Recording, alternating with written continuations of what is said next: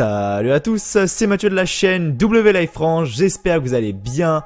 Aujourd'hui, comme je le titre et à la miniature, on se retrouve pour une toute nouvelle vidéo Catch News. Effectivement, ça fait pas mal de temps et aujourd'hui on va parler de 4 news dans cette vidéo. Donc les 4 news vont concerner donc Buddy Murphy, Bray Wyatt, Goldberg et enfin la plus grosse news de cette vidéo, c'est Edge qui serait prêt à faire un retour sur le ring de la WWE. Donc on va parler de ces 4 news dans cette vidéo qui sort donc aujourd'hui lundi 19 août. Demain review de Raw, ensuite review de SmackDown et ce week-end une vidéo voilà qui va apparaître. Je travaille dessus, elle avait pas mal fonctionné l'année dernière en 2018. Donc là j'ai décidé de refaire mes petites recherches machin pour l'année 2019 et la vidéo arrive ce week-end. Je travaille dessus bien évidemment. Avant de commencer cette vidéo également, n'hésitez pas à me suivre sur mon compte Instagram. Il s'affiche en bas à gauche de votre écran. On est plus de 1000 abonnés sur Instagram maintenant. Merci à vous du fond du cœur d'avoir agrandi cette page Instagram. C'est le réseau social #1 pour me suivre. Toutes les news de la chaîne ou quoi pour me poser des questions, parler avec moi hors YouTube. C'est là-bas que ça se passe. Donc allez-y, suivez-moi. Et comme d'habitude, avant chaque vidéo, n'oubliez pas de lâcher un petit like, un petit pouce bleu qui fait toujours extrêmement plaisir, de vous abonner également à la chaîne W-Life France si vous ne l'avez toujours pas fait, d'activer la cloche des notifications également, c'est super important. Encore une fois, merci à vous du fond du cœur pour les 11 000 abonnés. Et mettez un petit commentaire en dessous de la vidéo si vous ne l'avez toujours pas fait. J'arrête le blabla, on est parti tout de suite pour les 4 news de cette semaine. Let's go! Donc la première news va donc concerner Buddy Murphy. Effectivement, c'est l'une des premières fois qu'il y a Buddy Murphy dans un épisode Catch News. C'est une jeune superstar, c'est normal. Donc Buddy Murphy se serait retrouvé dans la storyline de Roman Reigns par accident. Car oui, comme vous le savez depuis plusieurs semaines maintenant, c'est pas une nouvelle que je vous apprends, il y a beaucoup de choses qui tournent autour de Roman Reigns. Qui a attaqué finalement Roman Reigns? Il faut savoir que quelqu'un lui avait renversé des espèces de, je sais pas, c'était une espèce de caisse à moitié, de je sais pas trop ce que c'était à SmackDown Live. Ensuite on lui a rentré dedans par une voiture, machin, on lui a rentré dedans avec une voiture, ce qui a donné lieu à un accident, etc. On me dit dans l'oreillette que ce qui s'est passé à SmackDown c'était donc un chariot élévateur et non pas des caisses, merci Mathieu. Et donc les investigations du Big Dog Roman Reigns sont passées par un certain Buddy Murphy. Effectivement, les deux hommes se sont affrontés dans un excellent match à SmackDown Live cette semaine, comme vous le savez sans doute, avec un magnifique spear de Roman Reigns très bien vendu par le talent de Buddy Murphy. Mais ce combat n'aurait pas sans doute eu lieu sans cette fameuse erreur. Effectivement, car Buddy Murphy et là-dedans par erreur, parce que en effet donc c'est Brian Alvarez qui nous apprend que Buddy Murphy n'aurait pas dû être capté par la caméra lors de l'accident du chariot élévateur dont a été victime Roman Reigns le 30 juillet. Lorsque la WWE s'est rendu compte de cette présence inopinée de l'ancien champion des Cruiserweights, il a fallu trouver une solution.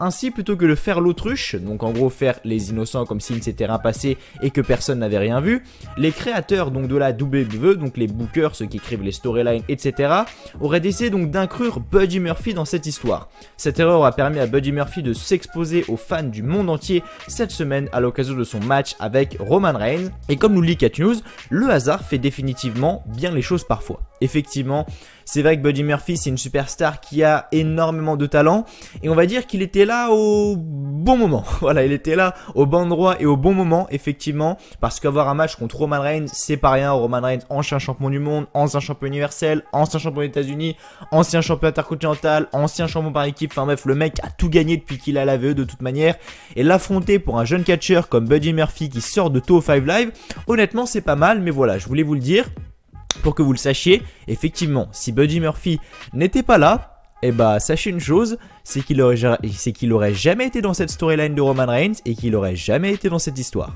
Notez-le. La deuxième news maintenant va concerner Bray Wyatt, ou plutôt The Fiend, comme il est appelé actuellement.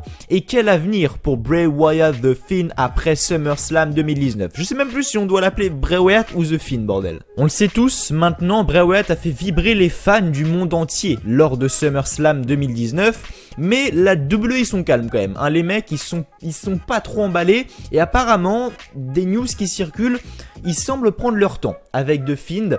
En effet le catcheur n'était pas présent à Raw et à SmackDown cette semaine comme vous avez pu le voir. Et il y a une bonne raison à cela. Si son avenir reste encore bien mystérieux, nous avons déjà quelques éléments en main. Effectivement, ainsi lorsque Bray Wyatt reviendra à l'antenne, cela devrait être du côté de Monday Night Raw et non du côté de SmackDown Live. Logique, Raw est le show number one, on le sait tous. Et donc la Ligue américaine, donc la WWE, a listé sa superstar pour plusieurs épisodes du show rouge, dont ceux du 19 et du 26 août. Donc voilà, donc c'est le Raw de ce soir, effectivement. Donc Bray Wyatt sera normalement là au Raw de ce soir et au Raw de la semaine prochaine. Bien entendu, cela ne veut pas dire pour autant que The Fiend, Bray Wyatt, aura un combat, mais au moins il aura une apparition. Nous attendons plutôt à de nouveaux segments autour de la Firefly Funhouse. Effectivement, Firefly Funhouse, même si Bray Wyatt a fait ses débuts ou quoi, visiblement ça semble continuer. La WWE a même sorti une vidéo sur YouTube où il y a tous les épisodes de la Firefly Funhouse. N'hésitez pas à les checker, ça peut peut-être être intéressant. Mais la WWE peut toujours changer son programme et ne pas le faire apparaître du tout. On verra bien dans les prochaines semaines. En effet, d'après les news, les rumeurs, la WWE voudrait faire de Bray Wyatt un personnage spécial. La WWE aimerait que les fans se demandent à chaque fois à quel moment Bray Wyatt décidera de se montrer. C'est une excellente façon d'instaurer un climat de peur mais aussi d'engouement à chaque apparition.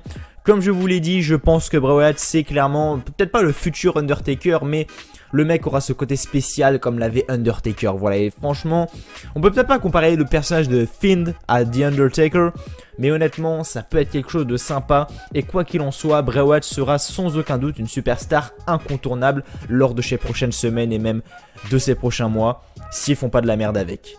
Bon là on va en parler de cette news, hein, mais bon, ça me fait limite rigoler, hein. On aura un nouveau show en Arabie Saoudite, comme vous le savez, fin octobre, comme à chaque fois. Crown Jewel, bonjour. Et donc l'Arabie Saoudite donc réclamerait Goldberg encore une fois. Est-ce qu'on rigole maintenant? On attend? On fait quoi? Je sais pas. Donc, comme vous le savez, donc Goldberg revient de loin, de très loin même. En juin dernier, Goldberg avait livré une prestation très médiocre en Arabie Saoudite durant le show, Super Showdown face à l'Undertaker. Le catcheur de 52 ans, donc Goldberg, s'était même excusé auprès des fans sur les réseaux sociaux pour ce match horrible. Mais il a quand même livré une prestation à SummerSlam 2019 assez correcte, même si le match était assez court et efficace face à Dolph Ziggler, même si le match a duré 2 minutes et pour moi c'était pas non plus un truc de fou, ça a enterré Dolph Ziggler plus qu'autre chose, même si Dolph Ziggler est enterré déjà depuis pas mal de temps maintenant. Et cette fois, nous apprenons via Brad Shepard que l'Arabie Saoudite demanderait encore une fois la présence de Goldberg pour le prochain show qui se déroulera donc sur son territoire, donc en Arabie Saoudite.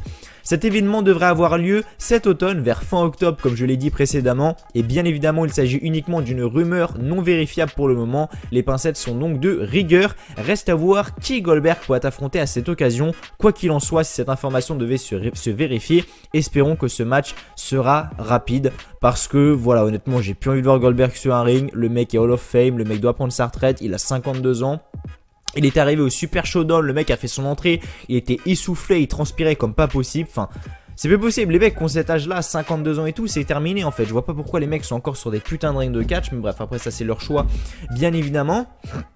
On verra, maintenant on verra, il a livré une prestation face à Dolph Ziggler, est-ce qu'on peut dire qu'elle était bonne cette prestation? Non, honnêtement non, mais bref on verra bien et en tout cas voilà, sachez une chose c'est que ils ont voulu Goldberg à Super Showdown et ils l'ont eu. Ça m'étonnerait pas qu'ils le veuillent une deuxième fois et qu'ils l'ont encore une deuxième fois. Donc forcément, hein, l'argent, bien évidemment. Hein, les mecs sont prêts à payer je sais pas combien pour avoir Goldberg.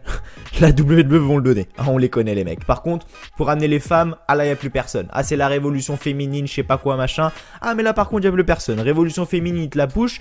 Mais là par contre il n'y a plus personne, tu vois. Bref, ça on en parlera un peu plus en détail dans la review de Raw. Ne vous inquiétez pas.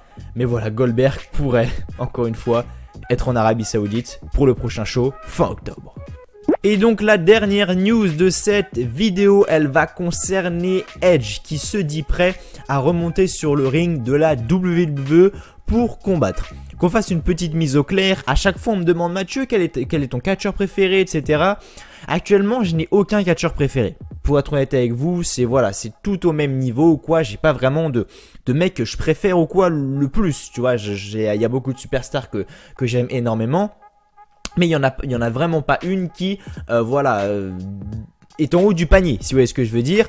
Mais Edge, c'est clairement mon catcheur préféré de tous les temps. À l'époque, j'étais fan de lui. Dans les années 2010-2011, c'était mon catcheur préféré quand il a pris sa retraite. Putain, je m'en souviens comme si c'était hier. J'ai chialé les larmes de mon corps, sa race.